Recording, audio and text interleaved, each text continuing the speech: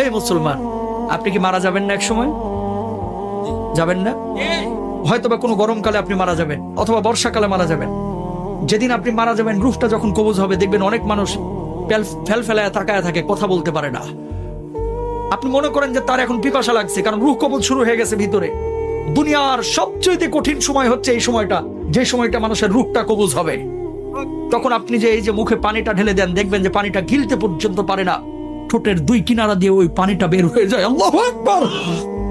ঠিক ওই সময়টা আপনার স্ত্রী আপনার দিকে তাকিয়ে থাকে, আপনার ছেলে আপনার দিকে তাকিয়ে থাকে, আপনার মেয়ে আপনার দিকে তাকিয়ে থাকে, আপনিও কিন্তু তাদের দিকে তাকিয়ে থাকেন। অনেক কিছু বলতে চান কিন্তু বলতে পারেন না, কারণ আপনার ভিতরে যে জ্বালা তৈরি হয়েছে, এই চাঁদ আপনি ছাড়া আর কেউ বুঝতে পারে না, ঠিক কিনা?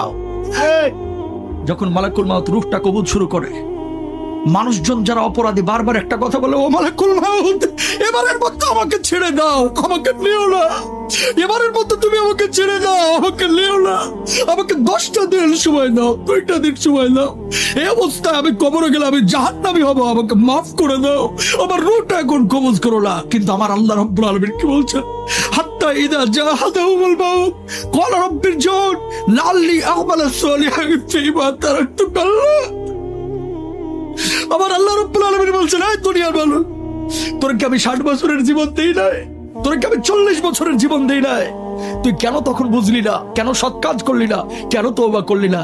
ও মুসলমান, এই রূহ কবজের সময় কষ্ট যন্ত্রণা আপনার আমার হবে না, এই গ্যারান্টি আপনারা দিয়েছে কে?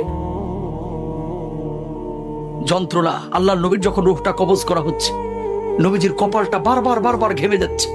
আমাদের আয়েশা বলতেছেন, ইয়া রাসূলুল্লাহ, আপনার কপালটা ঘেমে যাচ্ছে কেন? আল্লাহর নবী বলছে, আয়েশা, আমার বুকের উপরে যেন উহুদ পাহাড়টা চেপে ধরা হয়েছে। আল্লাহু আকবার। আল্লাহর নবীর যদি এই অবস্থা হয়, আপনার আবার অবস্থাটা কি হতে পারে আপনি জানেন না? এই বাড়ি যাবে না আপনার সঙ্গে, গাড়ি যাবে না, কিচ্ছু যাবে না। আপনি মারা যাবেন, ব্লেড দিয়ে আপনার জামা কাপড়গুলো কেটে খাটিয়ার উপরে আপনাকে রেখে, সন্তান সন্ততি বা আত্মীয় স্বজন বন্ধু বান্ধব ঘর থেকে লাশটা বাইর করে ওই বারান্দায় রেখে দেবে অথবা উঠানে রেখে দেবে। আপনার নাম ছিল আব্দুল কুদ্দুস, আব্দুর রহিম, সালমান, সাদমান, কত ভালো ভালো নাম। এখন কেউ আপনাকে নাম ধরে ডাকবে না, এখন আপনার নাম হয়ে গেছে লাশ। আপনার নাম কি?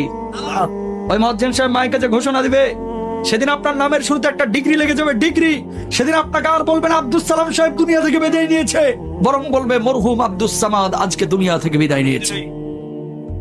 ও মুসলমান, খাটিয়া যখন নিয়ে যাবে, সন্তানগুলোকে বলবে, ও সন্তান, তোর জন্য কি আমি বাড়ি করেছি না? তোর জন্য কি আমি 30 বছর 60 বছর কষ্ট করেছি না? ও প্রাণের সন্তান, খবরদার আমারে কবরে একা রাখিস না, একা রাখিস না, একা রাখিস না। ওই সন্তানগুলো কবরের মধ্যে নামবে, বাবাকে যখন শুইয়ে দিবে, সন্তানগুলো একজন করে যখন উঠে যাবে, বাবা বলবে, ও সন্তান, তোর জন্য আমার জীবনের 30টা বছর শেষ করে দিয়েছি, ও সন্তান প্লিজ আমার একা রেখে যাস না, আমি থাকতে পারবো না, আমি থাকতে পারবো না। একজন করে উঠে যাবে। বাঁশগুলো যখন কবরের উপরে দেওয়া হবে, আপনি আকাশের দিকে তাকিয়ে থাকবেন কিন্তু কথা বলতে পারবেন না। বুক ফাটা আর্তনাদ, কলিজা ফাটা কান্না। সেদিন আপনি কাঁদবেন কিন্তু কেউ শুনবে না। সন্তান একজন করে উঠে যাবে। বাঁশগুলো যখন একটার পর একটা দেওয়া হবে, একটু আলো কবরের মধ্যে ঢুকবে, আপনি চিৎকার করবেন, ও সন্তান প্লিজ আমাকে রেখে যাস না, আমি অন্ধকার বড় ভয় পাই, আমি অন্ধকার বড় ভয় পাই রে, এইভাবে আমাকে রাখিস না। কিন্তু সন্তান শুনবে না, উঠে যাবে। এই যে বাঁশগুলো যখন পুরোটাই দিয়ে দিল, একটু আলো ঢুকতেছিল, এখন আলোটাও নাই। বাঁশের উপরে চাটাই দেওয়া হলো, এখন ঘুটঘুটে অন্ধকার। পাশ দিয়ে যদি একটা সাপও হেঁটে যায়, আপনি টের পাবেন না, এমন অন্ধকার। মানুষ যখন মাটিগুলো দেবে, ধিপধাপ আওয়াজ হবে, মাটি দেওয়া হয়ে যাবে, মানুষ চলে যাবে। যখন দেখবে যে সন্তান একা থুয়ে, আপনার ভাই একা থুয়ে, আপনার বাবা একা থুয়ে, আপনার অন্যান্য আত্মীয়রা একা থুয়ে আপনাকে থুয়ে কবরে চলে যাচ্ছে, পায়ের আওয়াজ আপনি শুনতে পাবেন। সেই সময়ের বুক ফাটা আর্তনাদ, কলিজা ফাটা কান্না যদি দুনিয়ার কোনো মানুষ শুনতে পাইতো, সঙ্গে সঙ্গে দুনিয়া থেকে বিদায় নিত। আল্লাহু আকবার। মানুষ দুনিয়া ধরতো না, তাহলে পাগল হয়ে যাইতো। হাজার ওয়াজ দরকার নাই মুসলমান, এরকম দুই একটা জিনিস একটু মেনে নেন, জীবন পরিবর্তন হয়ে যাবে, ঠিক কিনা? ওয়াজ তো জীবনে বহুত শুনেন, আমি অত ভালো বক্তা না, কিন্তু একটা উপদেশ দিলাম, খালি আখিরাতটাকে প্রাধান্য দেন, দুনিয়ার জন্য এত পাগল হয়েন না। মেনে নিলাম আপনি রাষ্ট্রপতি হয়েছেন, আপনি প্রেসিডেন্ট হয়েছেন, বাংলাদেশের জনক হয়েছেন, বাংলাদেশের মালিক আপনি হয়েছেন, আল্লাহরে আপনি পান নাই, কোনো লাভ আছে? কথা কয় না। আপনি বাংলাদেশের কিচ্ছু না, একজন রিকশাওয়ালা, একজন ফকির, কবরে গেছেন, আল্লাহরে আপনি পেয়ে গেছেন, আপনার চাইতে সফল মানুষ আর কেউ নাই।